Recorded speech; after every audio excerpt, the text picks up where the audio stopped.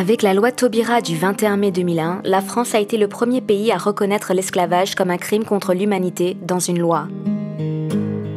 Depuis, cette question fait l'objet d'une attention particulière de la part des pouvoirs publics. Un comité a été spécialement désigné pour conseiller le gouvernement. Le 10 mai est devenu la Journée nationale des mémoires. Les manuels scolaires abordent cette question, mais l'esclavage reste un sujet sensible en France. Cette sombre période de l'histoire n'a jamais réellement cicatrisé, tout particulièrement pour la communauté antillaise. Alors que certains continuent de demander réparation pour ces crimes, d'autres ont une autre approche du sujet. C'est le cas de Serge Romana, professeur de médecine, généticien à l'hôpital Necker et président du CM 98, le comité marche du 23 mai 1998.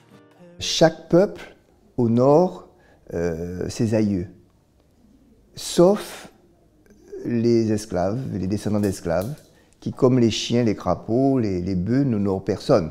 Mais nous savions pourquoi on ne le faisait pas.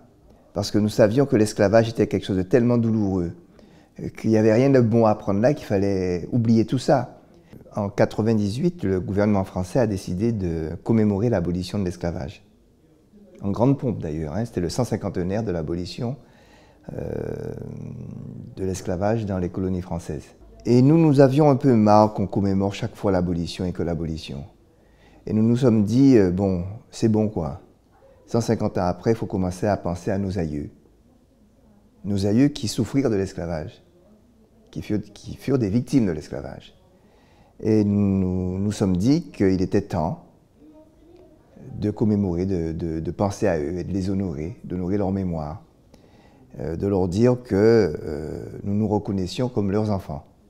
Et donc, nous sommes réunis avec des présidents d'associations, 23 janvier 1998, et nous avons décidé de faire une marche silencieuse. Nous ne voulions pas faire un événement contre les Blancs, de revendication.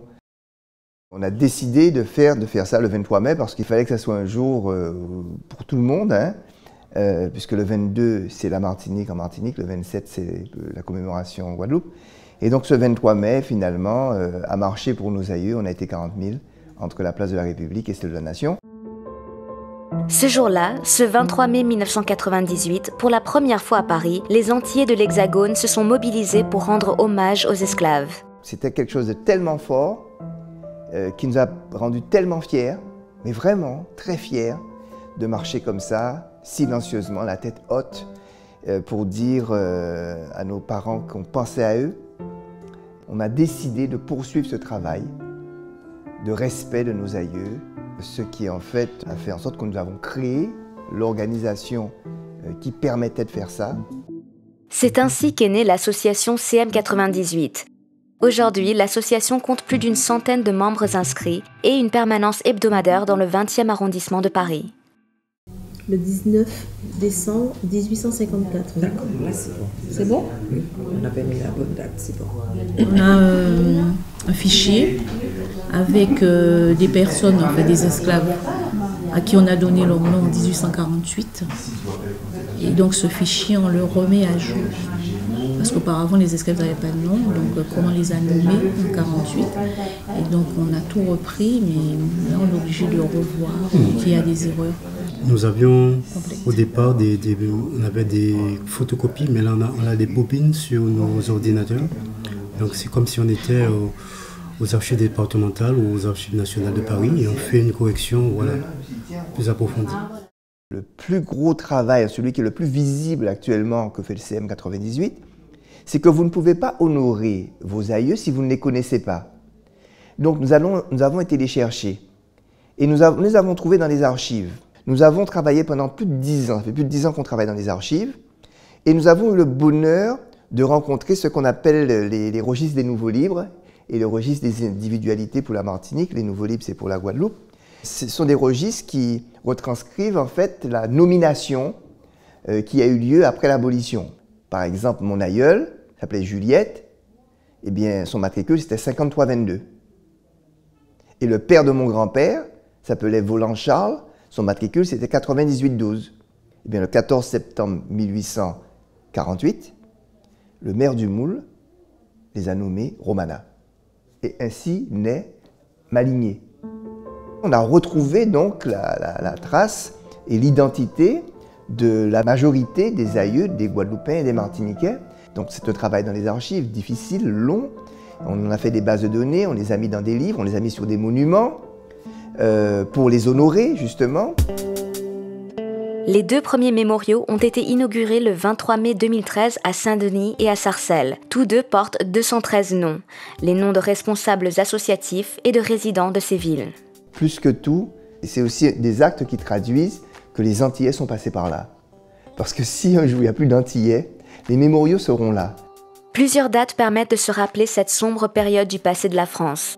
Tous les départements français qui ont connu l'esclavage ont une date propre. 22 mai en Martinique, 27 mai en Guadeloupe, 10 juin en Guyane, 20 décembre à La Réunion, 27 avril à Mayotte et le 10 mai comme journée nationale. Mais le 23 mai, date de la mobilisation des associations à Paris, revêt un caractère symbolique très fort. Serge Romana veut faire reconnaître cette date, comme toutes les autres, dans un texte qui aurait plus de poids que la circulaire de 2008 dans laquelle elle est mentionnée. La ville de Saint-Denis a toujours soutenu l'initiative un peu du CM98 dans la mesure que c'est vraiment une initiative populaire. Et puis je trouve légitime que la République honore la journée pour les victimes de l'esclavage dans la mesure que ce n'est pas une histoire à part de l'histoire de France, ça fait partie de l'histoire intégrante. Patrick Boirouzek, qui est député aujourd'hui, a toujours soutenu les sollicitations des associations et depuis 2004, nous honorons les victimes de l'esclavage. L'enseignement de notre passé colonial est une priorité, car permettre une mémoire commune, c'est déjà faire société commune. Je voudrais que le 23 mai serve l'abolition de toutes les formes de racisme, de xénophobie, d'antisémitisme et de préjugés. Il est donc essentiel de marquer cette journée si particulière axée sur un crime contre l'humanité. Le 23 mai 1998, lors de l'historique et gigantesque marche du 150e anniversaire de l'abolition de l'esclavage, l'hommage à nos parents déportés, suppliciés dans les fers de l'esclavage, fut un moment décisif dans la prise de conscience de ce pan de l'histoire de l'humanité, de notre histoire commune, et quelle que soit la couleur de notre peau. Ma vision de cette histoire est très simple. Le 23 mai est devenu une date de rassemblement des Antillais. Le 22 mai, je sais ce que c'est en Martinique. Le 23 mai, je sais ce que c'est à Paris. Le 27 mai, je sais ce que c'est en Guadeloupe. Le 10 mai, je ne sais pas ce que c'est au niveau de l'impact sur la population. Je ne sais pas ce que c'est. Moi, je préfère la démarche d'adhésion populaire.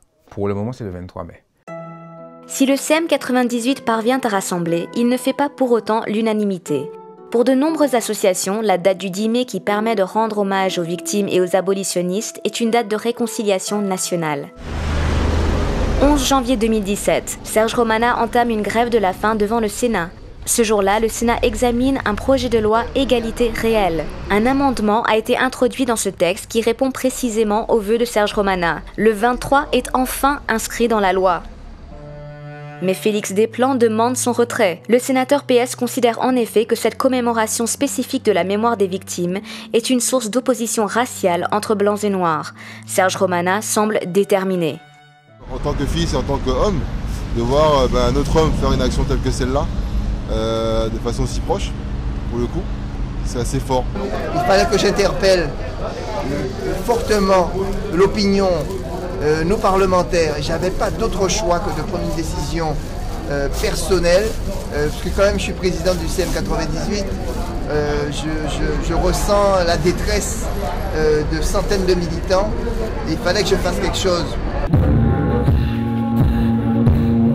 Après une semaine de grève de la faim, Serge Romana obtient gain de cause. Le 23 mai est inscrit dans la loi votée par le Sénat comme journée nationale aux victimes de l'esclavage. Une erreur pour les défenseurs du 10 mai qui y voient une façon d'opposer les blancs et les noirs. Personne ne peut prendre la parole au nom des esclaves. Seul le souvenir peut leur rendre justice. Mais la mémoire est le terrain d'une confrontation qui n'est pas neutre et qui se poursuit dans le champ politique. Est-elle utile à faire entrer dans les cœurs la signification profonde de l'esclavage? Permet-elle de faire progresser le dialogue entre les membres d'une communauté nationale qui ont des ancêtres esclavagistes et esclaves? Réponse avec les générations futures.